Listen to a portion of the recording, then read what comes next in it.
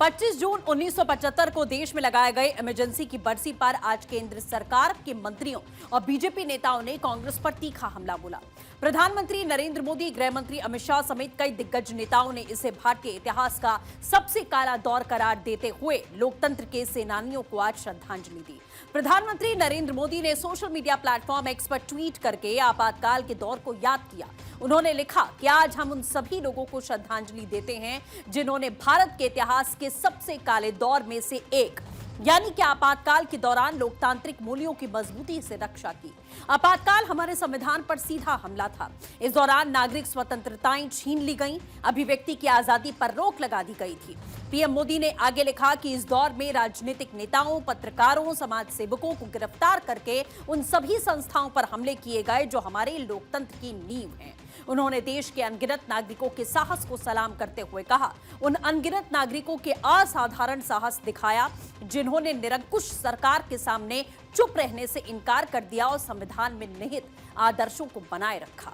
वहीं केंद्रीय गृह मंत्री अमित शाह ने भी कांग्रेस पर निशाना साधते हुए कहा कि 25 जून 1975 भारतीय लोकतंत्र के इतिहास का वो काला अध्याय है जब इंदिरा गांधी और कांग्रेस पार्टी के सत्ता के अहंकार तथा लालच ने संविधान की आत्मा, प्रेस की स्वतंत्रता और अभिव्यक्ति के अधिकार को कुचलने का प्रयास किया। अमित शाह ने कहा कि मोदी सरकार द्वारा 25 जून को संविधान हत्या दिवस के रूप में मनाने का उद्देश्य इस काले अध्याय को राष्ट्र की स्मृति में जीवित रखना है ताकि भविष्य में कांग्रेस पार्टी लोकतंत्र और संविधान पर ऐसा आघात कभी दोबारा न कर सके। इसी के साथ विदेश मंत्री एस जयशंकर ने भी पोस्ट किया। उन्होंने लिखा कि उन सभी लोगों के साहस को सलाम जो संवैधानिक मूल्यों और आजादी की रक्षा के लिए डट कर खड़े रहे। इस दौर की याद हमें यह एहसास कराती है कि लोकतंत्र की रक्षा करना, उसे मजबूत बनाना, उसका सम्मान करना हर दिन जरूरी है। केंद्रीय वाणिज्य मंत्री पीयूष गोयल ने कांग्रेस को घेरते हुए लिखा, ये वो काला अध्याय है जब सत्ता के अहंकार में चूर कांग्रेस ने संविधान की आत्मा को कुचलते हुए देश पर आपातकाल थोप दिया, मौलिक अधिकारों को छीन लिया, अभिव्यक्ति की स्वतंत्रता का गला घोटा गया और लोकतंत्र को बंदी बना लिया गया। पटना के ज्ञान भवन में भाजपा द्वारा संविधान हत्या दिवस कार्यक्रम का आयोजन किया गया। इस कार्यक्रम में केंद्रीय मंत्री जेपी नड्डा और बिहार के मुख्यमंत्री सम्राट चौधरी शामिल हुए। इनके अलावा पूर्व राज्यपाल गंगा प्रसाद, केंद्रीय मंत्री गिरिराज सिंह और वरिष्ठ भाजपा के नेता राधा मोहन सिंह भी कार्यक्रम में मौजूद रहे। कार्यक्रम को संबोधित करते हुए जेपी नड्डा ने कहा कि आपातकाल के दौरान लोकतंत्र का गला घोटा गया। उन्होंने उस दौर की ज्यादतियों को याद करते हुए जबरन नसबंदी का भी मुद्दा उठाया। बात कहूंगा कि लोकतंत्र हत्या दिवस, संविधान हत्या दिवस, यह यथार्थ हमको देखने को मिला।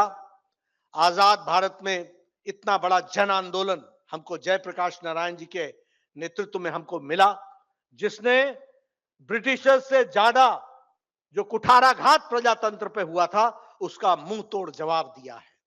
और हम इस लोकतंत्र हत्या दिवस को याद करके ऐसे लोगों को जिनकी सोच और जिनकी मानसिकता प्रजातंत्र को कुचलने की रही है, उनकी इस मानसिकता को हम कुचल डालेंगे। इसको हमको ध्यान में रखना चाहिए। उत्तर प्रदेश के मुख्यमंत्री योगी आदित्यनाथ ने भी आपातकाल को देश के इतिहास का सबसे काला अध्याय बताया।